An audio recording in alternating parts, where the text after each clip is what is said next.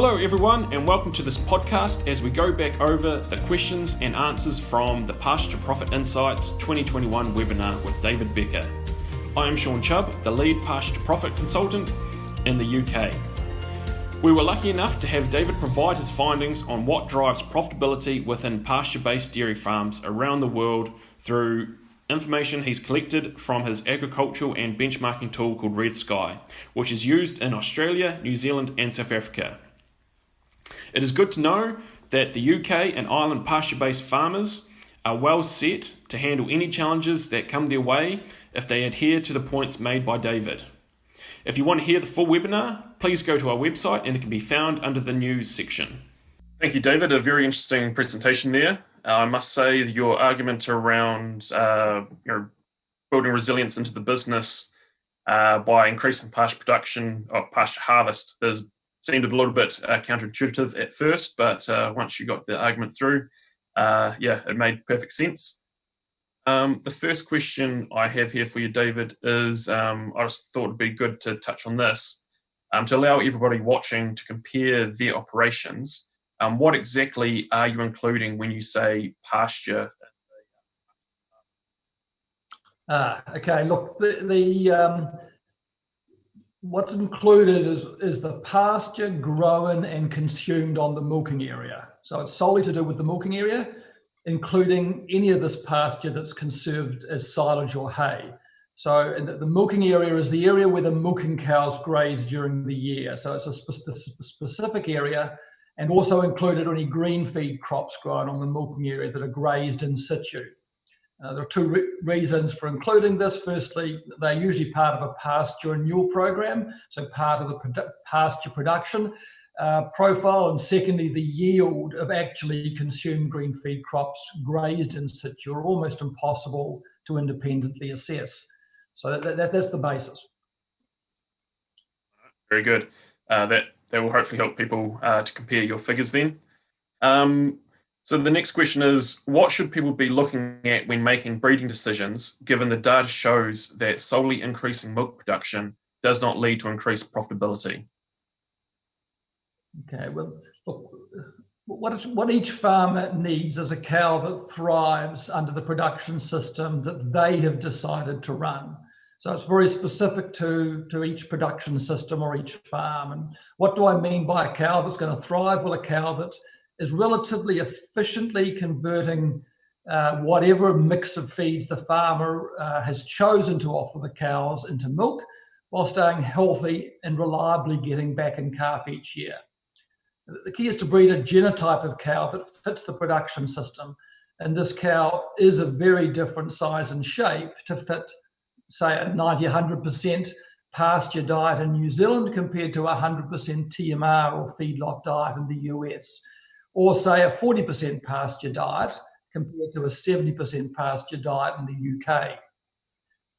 Critically, a farmer should design the production system first before determining their breeding decisions, or they can get into the same position as I've suggested that the majority of Australian dairy farmers have got themselves into, where they've got a cow that needs to be fed a heap of concentrate and struggles to get in calf within 12 months.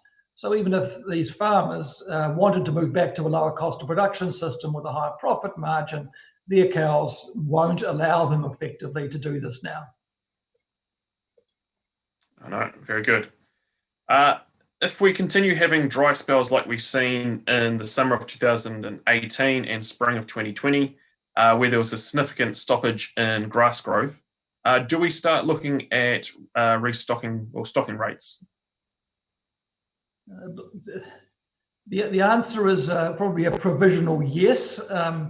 So important to differentiate though between whether you are saying, or the farmers feel that variability is changing, or whether you're saying on average with that variability the expected amount of pasture produced or harvested has gone down.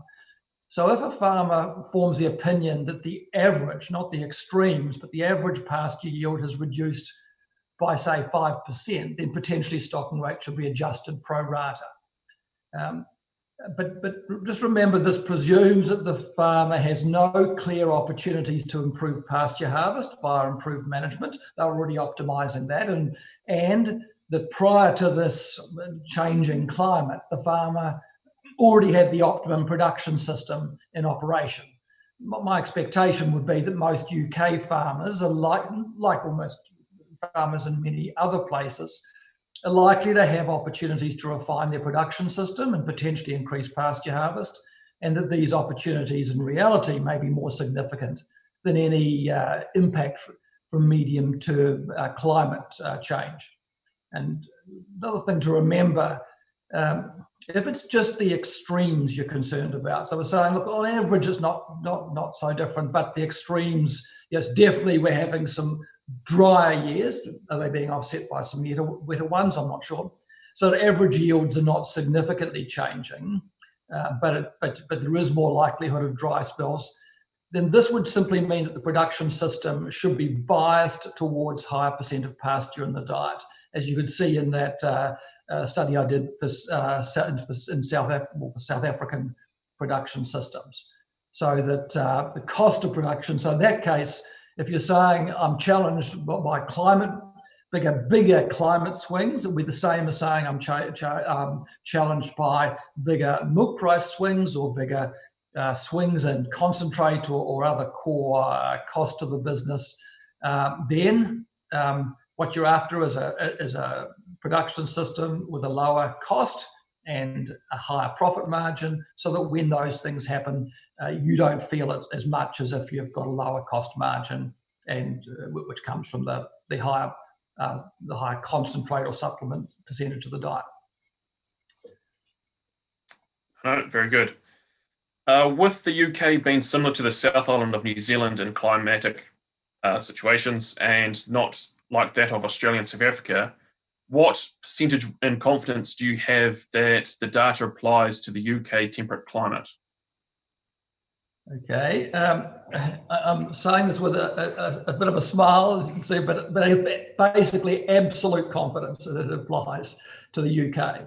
So that any reputable studies of these principles, including by people that some of many of you will know, people such as John Roach or Mark Neal out of New Zealand and Dairy NZ, they've produced similar results to what I've outlined to you in the presentation, what was in my published papers last year. As I tried to describe in my presentation, the relationships are universal within pasture-based farming, which is pretty consistent with any economic principles outside farming as well. The principle doesn't change, how it's expressed has changed. So it's all the only thing that is in question and is valid is for each region, the slope of the curves and the tipping points can change. So for instance, with pasture as a percent of the diet, what I can't say with confidence is where the curve flattens for the UK.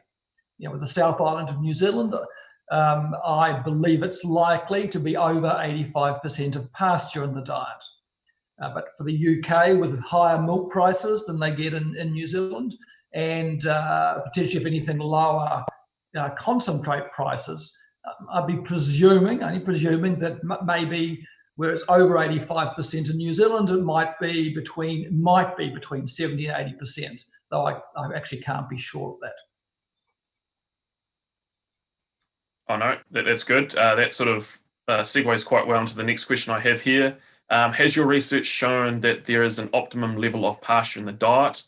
And if so, what would you estimate it to be for the UK and Ireland, given their ability to grow 12 ME grass throughout the grazing season, with growth and utilisation upwards of 12 tonnes of dry matter per hectare? Okay. That's a good question again. There is an optimum range rather than a specific level of the goal percentage or optimum percentage of pasture in the diet, which you might imagine, given its a curvilinear nature of a relationship. So maybe when we're thinking of optimums, think of an optimum range of say 5 or even 10%. Then this range varies depending on average commodity prices. So a farmer that supplies UK farmer that supplies a processor that regularly pays a higher milk price than other processors, or a farmer who has a source of feed that is lower cost than for most other farmers, or for instance, a farmer that harvests more pasture per hectare, which effectively results in the pasture cost being lower for those farmers. Normally it will be. Or simply, if it's a farmer who is just very, very good at controlling costs and has a lower cost structure than others. So that group will have an optimum profit point with less pasture in the diet than for other farmers. So less pasture. So if, and so it's a big if, UK farmers could optimize their production system between 70 and 80% pasture in the diet, which I'm not confident I'm right with, but let's use that. Then the best farmers, the most competent and or those who are exposed to the best pricing. So those will optimize profitability closer to 70% pasture in the diet. The average farmers in the UK would be maybe around 75%, and the below average farmers should be targeting something like 80% in the diet. So that's the best I can answer that question for now, anyway. No, it's good. It must be, can't be easy to answer that one, given there's a wide spectrum of grass growth areas and utilisation and that which you'd be having to take into account. I'd also, the easiest way, which obviously with Australia, is to have access to a large data set. I had the same for South Africa, where I've done a lot of work, and although there was in this case more, as is often the risk, a more significant bias in that data, but again, you could do that. It was really, it's not. I'll give an opinion, but I'd rather base it on absolute evidence, and that's why I'm actually really confident about the New Zealand data, because people I know really well there who've got access to largish and relatively unbiased data, and that's good. And I understand. I'm personally hoping to do a bit of work with some of those New Zealanders, as well as some people out of Ireland, Lawrence Shalou, and where we would do it. So if I got access to a large set of relatively unbiased UK data, I'd be thrilled to analyse it in the same way that I've done the other stuff. No, not a problem. So the next question we have here is, should we embrace technology likes of collars and etc. for heat detection to reduce empty rates and labour demands? Again, a good question. I might surprise people by saying, firstly, there's a very low correlation. There's not a lot of work being done, but nor has anyone been able to prove any correlation between most technology and profitability. And you can imagine that people would love to be able to do that and say, the people selling collars, have they got any real data? It's difficult to often get good data to even analyse, but not being able to show it. So it's one of the characteristics of pasture-based farming, is that technology doesn't actually provide a lot of help. And I've had access to significant databases, so real performance for farmers from multiple countries for years and years, and had the privilege of working with many of them. And you soon recognise that some of the most profitable farmers use no technology at all. In fact, some of the best farmers I've come across don't know what a kilogram of dry matter is, but they sure as hell know when their cows have gone into the right pasture and come out at exactly the right level, and they do it day after day, keep their costs down, and have a production system that's there. So although I love technology myself, have been involved in software and a range of things, I know that it doesn't tend to provide a lot of benefit. And what I see is the key things to get right require the operator of the farm to have a really well-trained pair of eyes, a pair of ears, and a nose, basically, because you're observing how cows are being integrated with pasture every day at just the right level, and any supplement and other stuff, and keeping them healthy, which requires the operator to be very close to that physically themselves and observing, and is why you also see when farms get large that the performance tends to drop off, because the operator gets pulled back away. So it's a bit, it's a rather lengthy answer. Apologise for that, but it means the first thing is I'm thinking there's no evidence that technology helps a lot, and one of the risks is when a farmer has a lot of results of things coming up on a computer screen. I always say the biggest risk is they might sit in front of the computer screen and look at the data rather than get back out in the paddock and into the dairy and do a range of things. So. And if you've got, then maybe I could have just made a very short answer, and I'd say if you've got the right cow, the right production system, you've developed the right production system, and then you have the right genotype of cow, there shouldn't be a need. So there'll be. I'm not saying farmers shouldn't use it, because it can be a help, but it tends to be most important once you've got a problem that you'd love not to have, which is the cow under your system thrives, and that involves under your system it readily gets in calf. That's thank you. You've answered that fairly well there. The next question we have here is going back to the variance in pasture grown due to climatic conditions. So it says we're seeing greater variance in the amount of pasture grown each year. What strategy should we put in place to combat this variance? So is any difference from what you talked about earlier on there? No. Look, I will keep this one answer short, which is it's an interesting concept, and it's built around. I've hopefully already said, but I want to re-emphasize, which is, we for years and years in many countries, people have said, look, the key to profitability is the farmer, the operator. If they're good, it doesn't matter what system they run, they're going to be profitable. I'm telling you, provably, that's nonsense. But it's a nonsense that's put around in countries, including often even in countries like New Zealand, which are more focused on getting things so right in many areas. Because that's really what I've really tried to show, and which the evidence confirms, but which for so long has been less clear, is that you absolutely want a good operator, but the operator wants to have designed the right production system. You get both right, and those are the guys in the top 5% reliably year after year in profitability. You have the wrong system, and the wrong system, I'm saying, in pasture-based farming is when pasture is a low percentage of the diet. You can have very good people still being profitable. They just are not going to ever reliably compete with the other ones. They won't. When milk price is very high, they will more than compete. They might even beat many of those, but at average they won't, and at poor they tend to be a lot worse off. This has been a little bit longer answer. So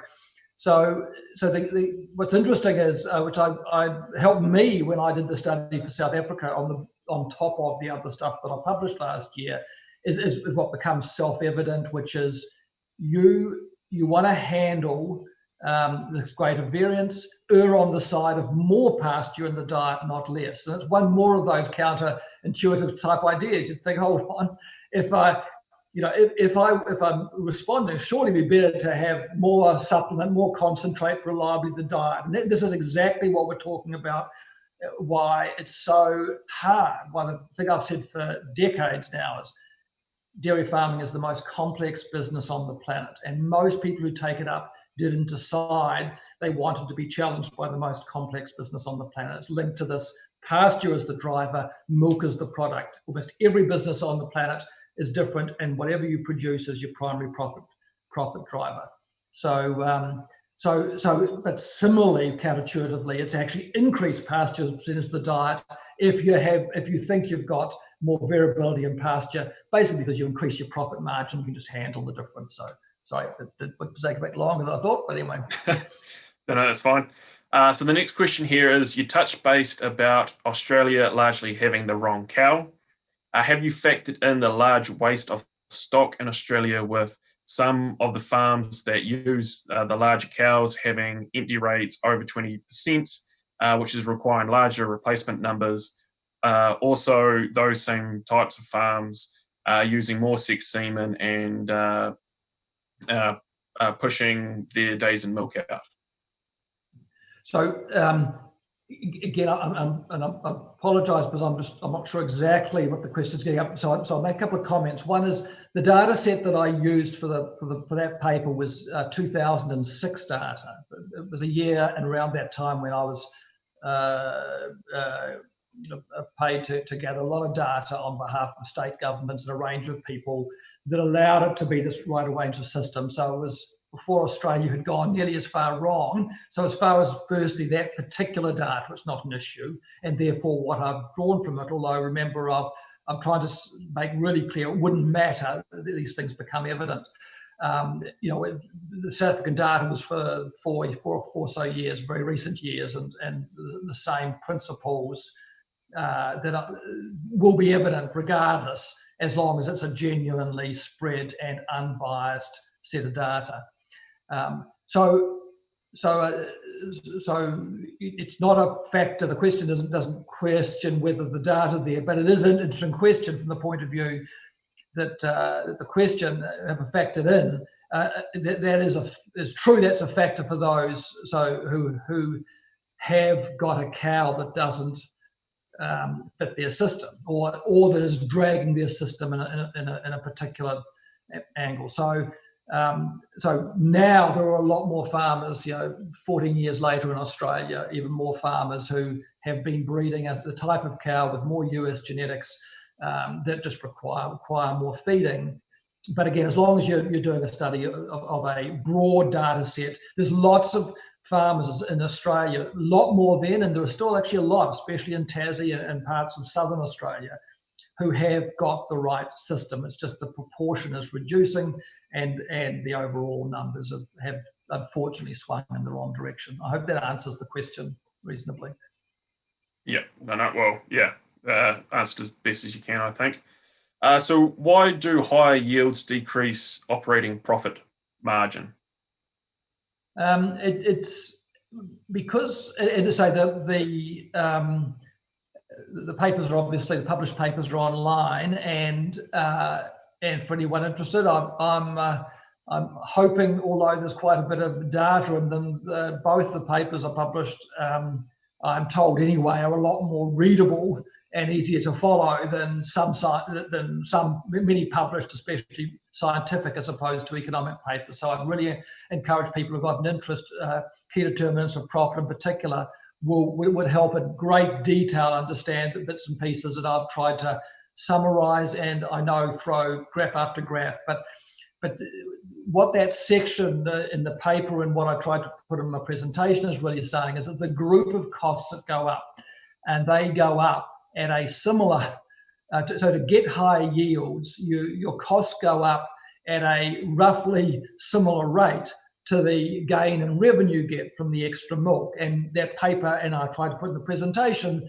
say exactly what happens. And if I was trying to bring it back to a level, it might be overly simplistic, but it is that as you try and push more and more milk out of cows in a pasture or in a feedlot, but say feedlot's a different business. Structurally, it's a bit like, I'd rather people think of feedlot or 100% TMR as an entirely different business, as different as beef farming is to dairy farming.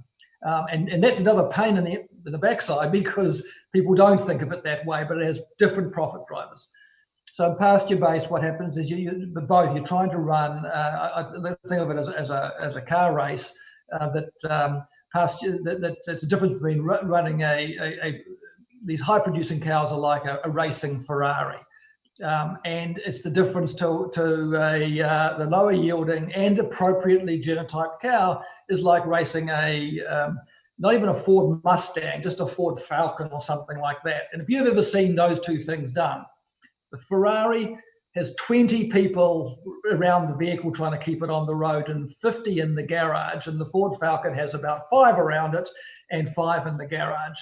And that is what happens with these cows. to get that milk production right every day, you've got to attend to it more. So there's people around it. So labour productivity is down. For instance, in a feedlot dairy, you have roughly half the labour productivity of its equivalent pasture-based dairy. So, if in Australia or New Zealand, not in New Zealand, but Australia, or then you might have a reasonably efficient pasture-based farm with 150 cows per person, and a same feed I'll be about 75. And every other thing, animal health, breeding goes up, every cost goes up, and that's what my analysis of the data shows. And really what happens is, you can see in the data, you just don't get you don't get a benefit, you go nowhere, but you're spending a whole lot more money, and a range of other things are happening. Yeah, I know, that's good, thank you.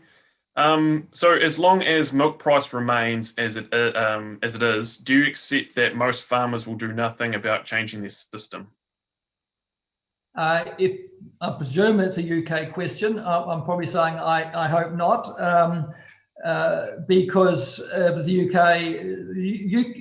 UK and it's as an Australian, I'm not sure I want to use any sporting analogies at the moment, because we've been a bit crap in a lot of what we've been doing lately. But I make the point because the only gratification I can see in the data that UK farmers should take is, at least those bloody Aussies are worse than you are. But you are the next worst in my data set. It's poor. So and it's really poor, in my view, for the overall industry, for its position. Apologies if I'm being a bit tough. Is really poor, because unlike you on average can probably produce 50% more pasture than an Australian farmer. Our average is around 8. I don't know if that is fair, whether it is quite that much, but you produce more and it's higher quality. So the UK should be in my view, should be one of the powerhouses, and you're absolutely not. I don't think this is a surprise to you guys. So I'd be saying, look, it's just the opposite. I'd say there's a major opportunity that the far too high a proportion have not yet got the production system right, even close necessarily to minimizing cost of production, maximizing profit margin to get a good return on capital. So no, absolutely it should change. All I was saying about prices, I think that's going to really put some pressure on the UK. But like in South Africa, that every year that goes on, the gap between the premium paid for domestic producers or domestic focused countries to exporting countries changes, and with Brexit and wanting to trade more, it's just going to become greater. So sorry, no, I think I don't accept that. No, fair enough. I'll miss the next question, as we've sort of already answered it, and I don't think you'll be able to answer the question specifically around their level of grass growing. I can. Please ask. I'll make it very short. Yep. So this one is there an optimum level of yield of pasture consumed? We are at 17 tonnes of dry matter per hectare. And of course, it will depend on the value on the land's potential. But there is an answer to that. And this one I am going to keep short, as much as possible. End of story. For any farm and any, as much as possible. There's not. It's a straight line increasing relationship without getting stupid and putting on so much nitrogen or something that you've been purely wasteful. Yep. So next question. Yeah. All right, no problem. Does increasing pasture and diet expose you to more dry weather as no grass, no feed? Is this because high pasture in the diet farm has made and makes a lot of money, so it can afford to buy and feed when it is dry? So it's a good question, because it's getting to the root of these issues. So yes, so firstly, it's counterintuitive that, and the question appears to be getting to the nub of it, which is that if you run a higher percentage of pasture in the diet, the profit margin is higher. So it takes a much bigger change in weather to have the same impact. Again, I know it's a struggle sometimes but it sounds a bit counterintuitive. It has a much bigger profit margin to handle a change than someone who's got a lower percentage of pasture and a higher supplement. And in fact,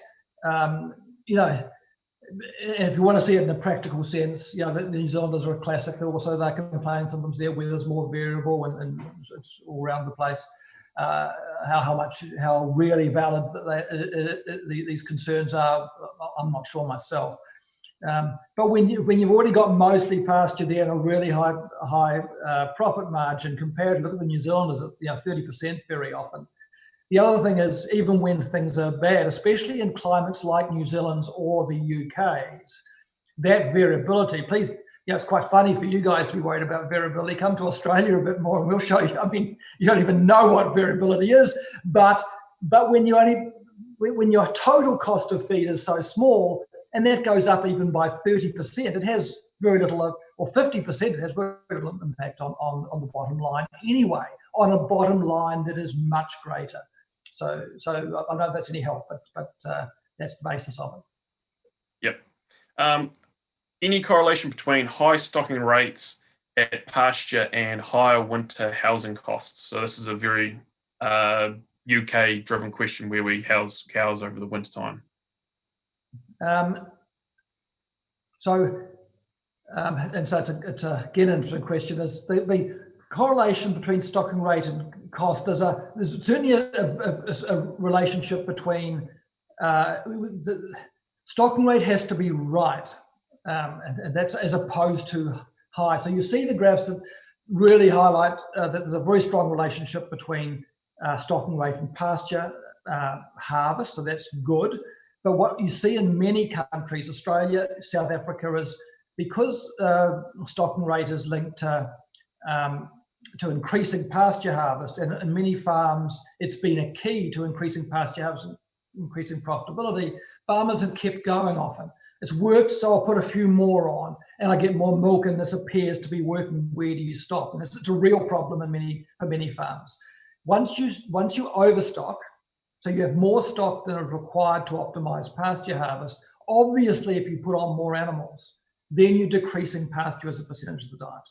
And as I've shown, and separately, then you've got an issue, and that's a serious issue, or I believe it will be in time in, say, South Africa, where they've been so successful initially at getting more pasture harvest. And obviously, if the stocking rate goes up past that optimum, then more demand for feed. So that absolutely feeds directly into the question. Yes, suddenly you've pushed yourself in a position where you're overstocked. If you do that, you saw that graph, which I don't think's been published before, about pasture's percent of the diet goes down. Once it starts going really down, pasture harvest comes down as well. And then you're also additionally exposed, as we've talked about purchased feed and risk. And that's what the winter housing's about, is how do you then take, you aren't able to handle them outside, so you're almost pushed inside. So because we don't tend to do that in the jurisdictions, the housing, all the impacts of what you're describing as housing are absolutely evident and actually a whole bunch of the stuff I'm trying to present, and it's there. So the goal is to have no more cows than is required to optimize pasture harvest, and that for many farmers, and there'll be from huge numbers of farmers in the UK, if we go back to the other question, without doubt, because the percentage of pasture in the diet is comparatively low for what could be required to run highly functional cows and to maximize pasture harvest. And I spent many years incorrectly advising farmers that really, if you which I have to admit, it's a great thing of data, good data and evidence, is that no, it doesn't really matter if you're a bit overstocked, as long as you're really good with your management, and if you've got the supplements, you can make sure each grazing is right, so there's not an issue. Well, I've got to admit, I was bloody wrong, and clearly wrong in the evidence, and it is supported by lots of visible causal issues and links into this question well. Yep. All right. Well, time's pressing on, so we'll just try and get through a few more questions, and then we'll answer the rest via email and put them on our website. So I'll just try and get through probably more questions if we can. I think a couple of them here we might. Why is it that New Zealand's dairy farms are only making surplus profit 1 in 3 years? So it depends. I'm laughing because I spent the best part of 40 years as a New Zealander. I'm now a vowed Australian and used to love taking the mickey out of New Zealanders. And but if we talk about operating profit, so it's a genuine assessment of profit before interest. So it's actually a personal farm's decision about interest. So it's the key one. You're making a profit, and you can decide whether you want to borrow a heap and do a range of things. I'm laughing because bloody New Zealanders have been profitable every damn year, full stop, and normally highly profitable. That's their profit margin. On average, they keep 30 cents in each dollar. I reckon UK will be down at about 7 cents. Or now I'm talking in, that's fine. It doesn't matter what currency you're talking about. But I'm talking about New Zealand or Australian dollars roughly at the moment. They're highly profitable every year.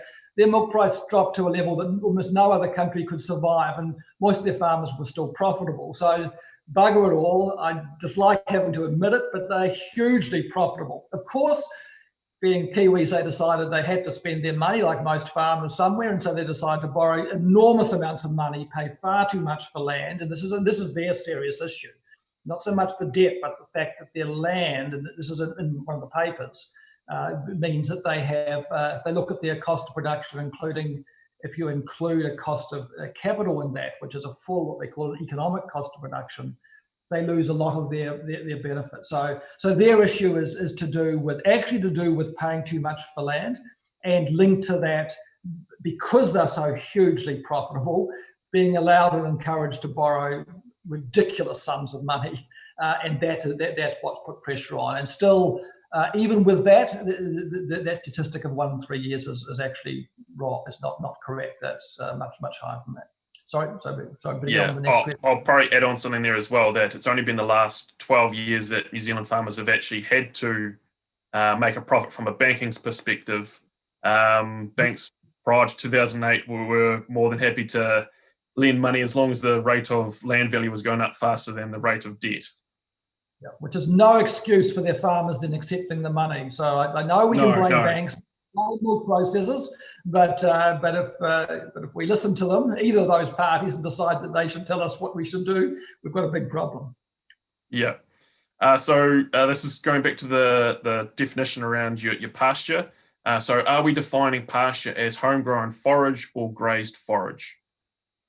Absolutely. It's not forage. It's well, again, if I use I believe the correct definition of forage, then in a dairy farm you've only got feeds, genuine feeds that are either concentrates or forages, and I make a distinction in all mine including how I analyze a farm, between what I call concentrate costs in my presentation, forage costs, meaning forage costs excluding pasture and pasture. Now, so are we defining? So I'm not defining pasture, and it might be semantics, but it is important to be clear that I'm saying it's not pasture as it's closest to homegrown pasture, not homegrown forage, homegrown pasture, where homegrown is not even homegrown, because that will often include pasture grown on a support block, or pasture grown on a support block for young stock. So although it's relevant, the same principles are relevant to pasture on a support block. If you want to grow your young stock at a low cost, produce at a low cost in pasture, and the young stock's diet has to be high, equally as with the things. But the key is it's pasture. And I want to make the definition is, again, Australia's given this wrong, other countries do, Australia terribly, is saying, hold on, but some people say homegrown forage. So if I grow my own maize silage and I do that at a good price, is that a good thing? And I'm saying absolutely not. There's a homegrown maize silage or homegrown non-pasture is hugely more expensive, including the cost to get it down their throat, because then you conserve it. There's a whole bunch of wastage to get it out of the paddock. You conserve it. You've got to run machinery. You've got to run people. It all depreciates. It all goes in. And in fact, I've calculated for many years that grow maize silage in the paddock for one cost, a good farmer will deliver it for 50% more price. A good farmer, 50% between it, but they get it down their throat. So all of this is about pasture. I only add in green feed crops grown in situ, as I said, because it was impossible to split out reliably. I grew 8 tonne of a turnip crop, but did 5.5 tonne go down their throat, and it's part of a pasture and yield program in almost all cases. So I hope that's clear. I don't like homegrown. Homegrown is a good description, but it's the wrong one. So too many Australians are saying, homegrown forage is what I want to do. We need to calculate the percentage of pasture in the diet in a certain way, back calculation, and you want that. You want to set some targets and calculate what that is. If I have a choice of growing maize silage and I can grow it at a much lower cost than if I purchase it in, with all costs involved, I might do it, but it's a totally different decision and not a good one necessarily to even have. Do I even want maize silage, or could I remove half the maize silage as the South Africans are looking to do, and by getting my stocking rate right? Okay, sorry. Yeah, and we'll make this the last question. How can farmers use pasture production and carbon sequestration of grass to counter current environmental negativity surrounding the industry? Any worldwide examples? This is out. You might want to pick another question quickly, because I'm going to dodge this one. This is not my area of expertise. My area of expertise is entirely around how do farmers become more profitable, not necessarily how they react to a myriad group of climate things, and be better people to ask that question too. Sorry. Right. So we'll go on to the next one then, which is milk quality. Some UK contracts are liquid with no benefit for high fat and protein. Some are paid on kgs of fat and protein. So given a higher income to lower yield, is this an issue for in the UK? I'll try and make it. I'm not sure I'm grasping the full part of the question. I know that, for instance, in some of that data that I've been showing, the stuff South Africa is similar in that they have it's mainly there's some components in their milk price, but it's very strong related.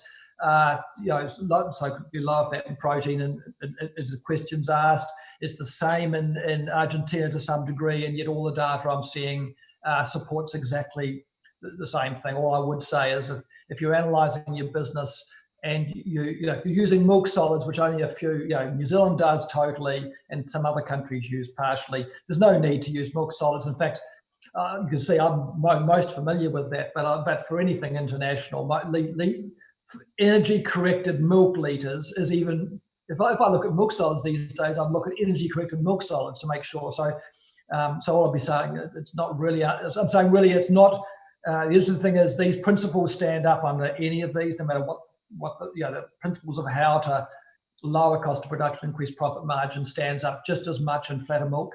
You're getting more past, there's no requirement. People think with domestic milk supply and flatter milk supply curves that you have to have more concentrates and less pasture in the diet. And it's just not true. It doesn't matter where you do this. You can flatten supply curves. You might still have slightly higher costs because you're going to move a bit more grass out of when it grows to other periods, and that's at a cost, but your milk price is higher when you're on a domestic flatter milk supply curve. So all the principles stand up, and if I'm looking at it, and of course each individual should analyse their business. If you're using litres, get familiar with a calculation to do energy corrected milk, because there are a whole number of the ratios that I try to highlight where if you don't calculate energy corrected, those correlations that I showed, for some of those, they substantially reduce if you don't use energy corrected milk. And for instance, the paper, I highlight those ones, which if you don't do energy corrected milk, and you could use solids rather than straight litres. Anyway, sounds like we might need to close this up. So thank you very much. Thanks a lot, David. That's been very helpful. And for everyone whose questions hasn't been answered yet, please keep an eye out on our Facebook page and our website. And we'll put links up to the website, and we'll get this video up as soon as possible, and the questions answered as well. So we'll take note of the questions that are left there, and we'll get them through to you, David. Then hopefully he can answer them as soon as possible as well. But no, thanks a lot, David, and thanks everyone for tuning in. It's been great listening to you speak tonight. Wealth of knowledge, and hopefully everyone's taken away some sort of pearl of wisdom from what you've said tonight and be able to use it to increase their profitability going forward.